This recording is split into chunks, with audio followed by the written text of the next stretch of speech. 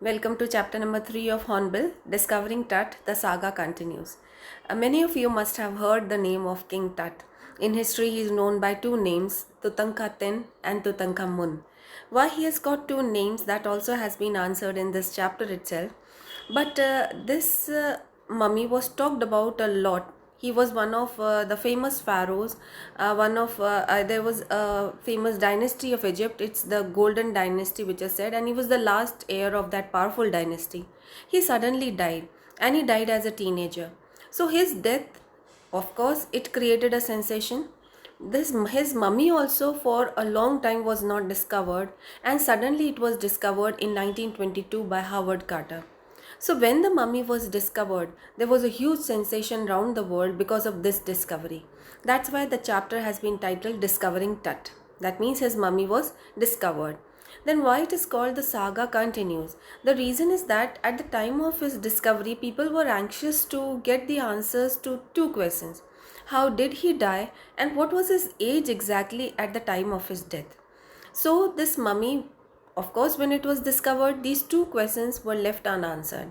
1968, the mummy was X-rayed, and 2005, that very recently, the mummy was CT scanned. And after the CT scan also, the two questions were left unanswered. That's why the chapter has been titled Discovering Tut, the saga continues. So saga means a long heroic story about somebody. So his discovery has been talked about here. What were the problems at the time when his tomb was discovered? All the problems have been discussed here. And why the saga continues? Because the story till now also continues, because the two questions are left unanswered even after the CT scan. So this chapter is talking about the X-ray, this chapter is talking about the CT scan, this chapter is talking about discovering Tut. So all these three things have been talked about here. So from time to time you'll see a time lap in this particular chapter. So exactly I'll let you know how this chapter has been done. But before that, let us talk something about what is not given in this chapter. Of course, we'll begin with something as resurrection. Ancient Egyptians believed in resurrection. Resurrection is life after death. They believed that after the death of a person also, the person has got an afterlife.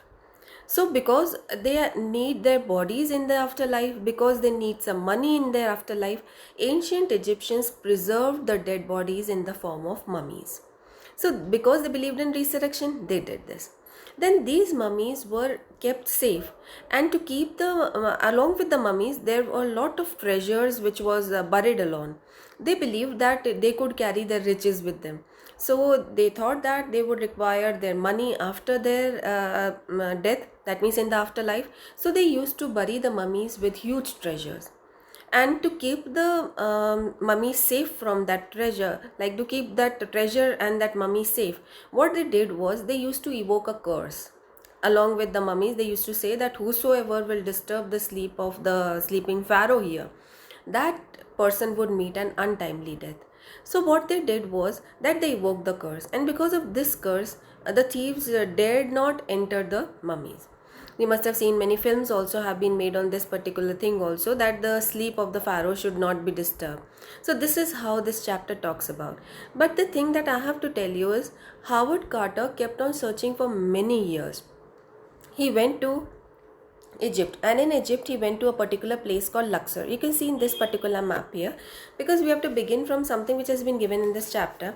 If you'll see that it has been shown Africa here, this part of Africa has been highlighted here, and this part, small part, has been highlighted. The small part, Luxor, has been highlighted here. In this picture you can see here in front of you, you can see below, you can see the map of Africa, then the small part Egypt has been highlighted on the top.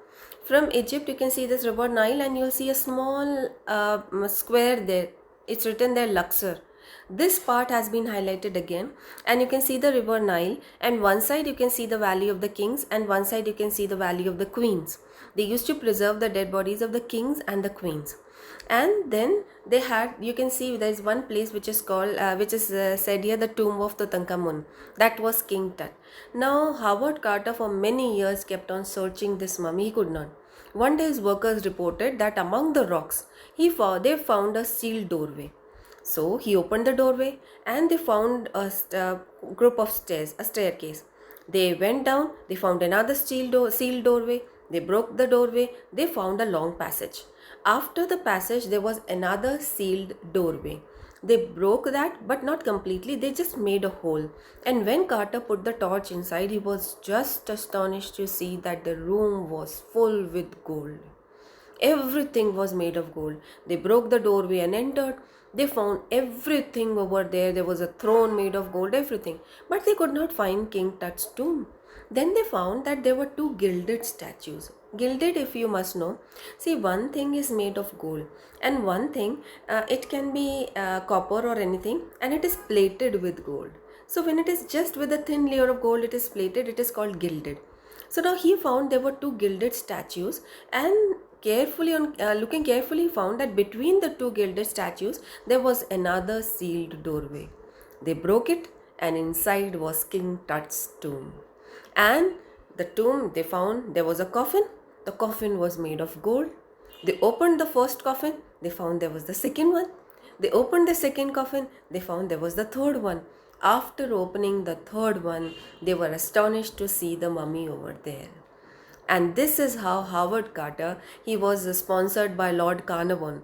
And astonishingly, what happened is that after this also, people thought that the curse would work. But some workmen kept on dying, and people said, no, this curse is working.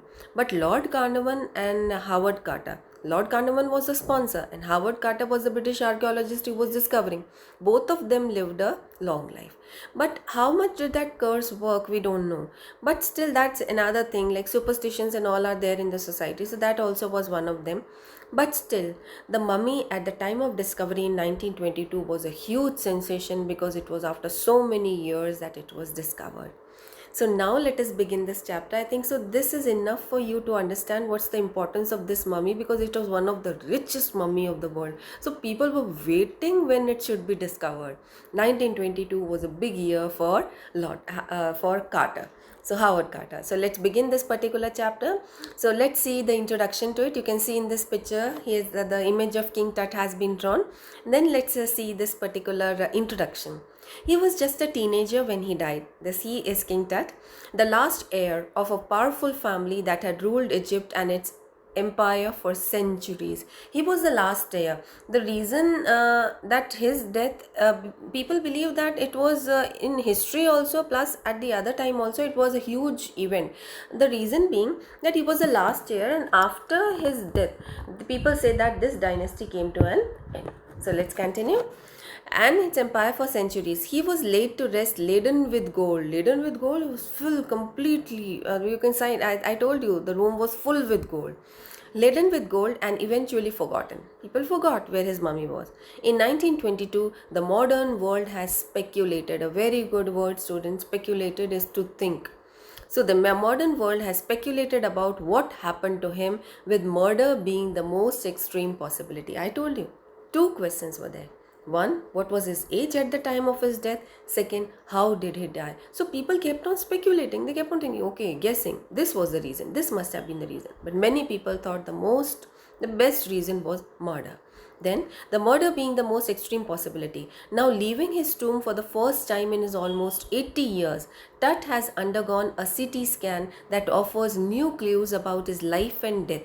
That is CT scan in 2005, as I said, and provides precise data for an accurate forensic reconstruction. If you have heard about the term forensic, this particular lab where people work and they find out some legal investigations related to murder and something, that's what is called as forensic.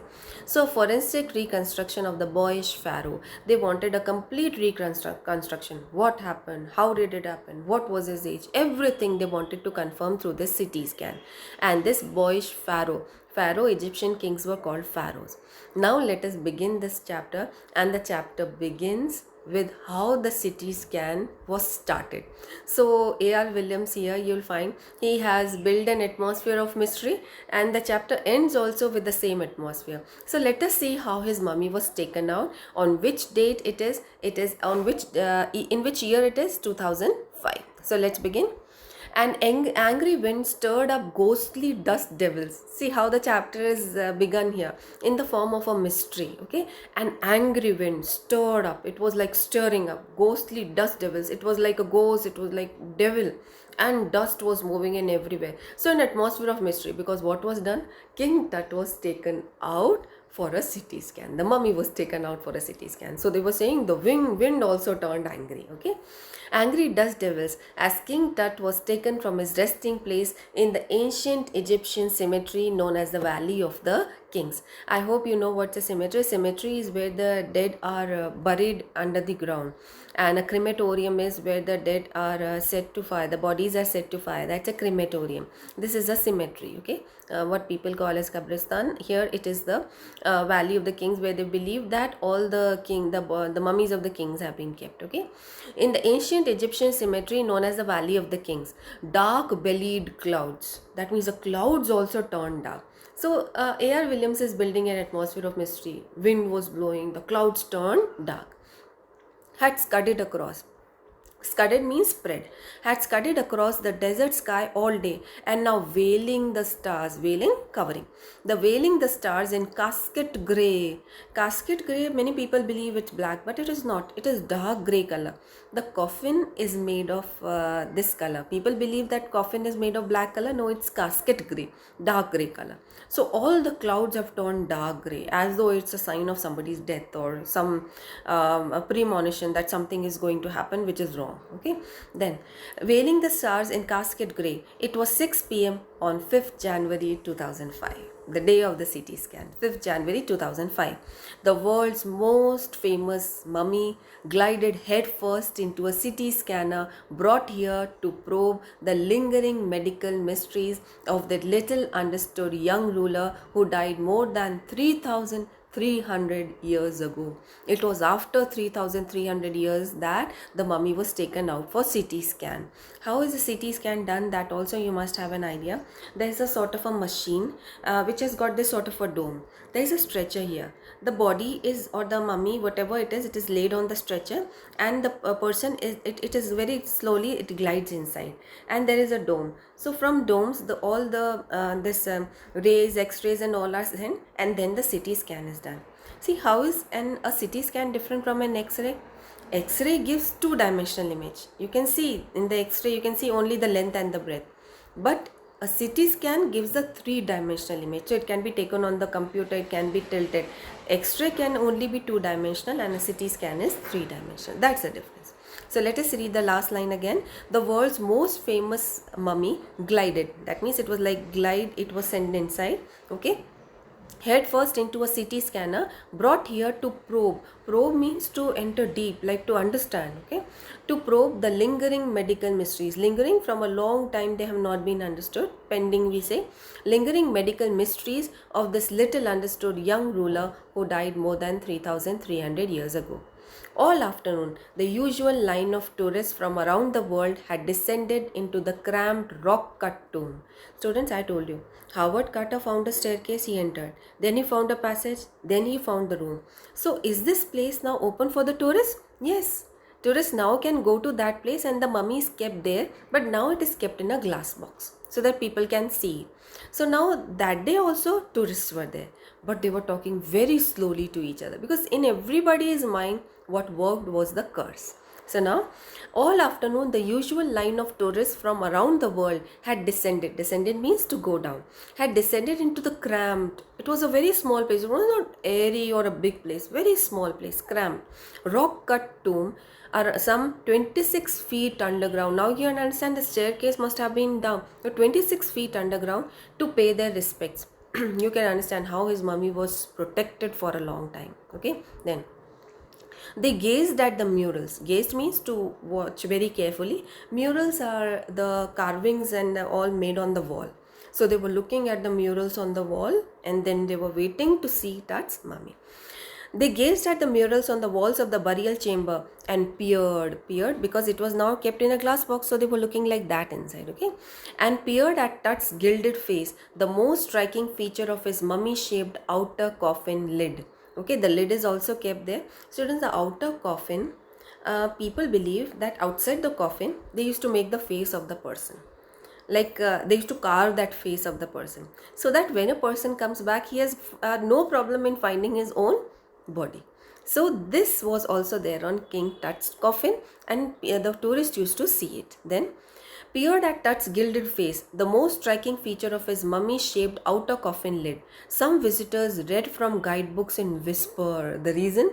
They did not want to disturb, and in their subconscious, the curse was there. Then others stood silently, perhaps pondering, thinking deeply, perhaps pondering Tut's untimely death in his late teens, or wondering with a shiver if the Pharaoh's curse, death or misfortune falling upon those who disturbed him, was really true. Everybody was discussing this. Now today I'm going to stop here. What we have done today is we have come to know that after 3300 years, King Tut's mummy was CT scanned. 1922 he was discovered. The day when his mummy was taken out, there is an atmosphere of mystery built around, and we have been informed that the tourists who were there also were nervous because they knew that King Tut's mummy is taken out, and plus they were aware of that curse. So we are stopping here, and the next session will complete the second part of the chapter. Thank you.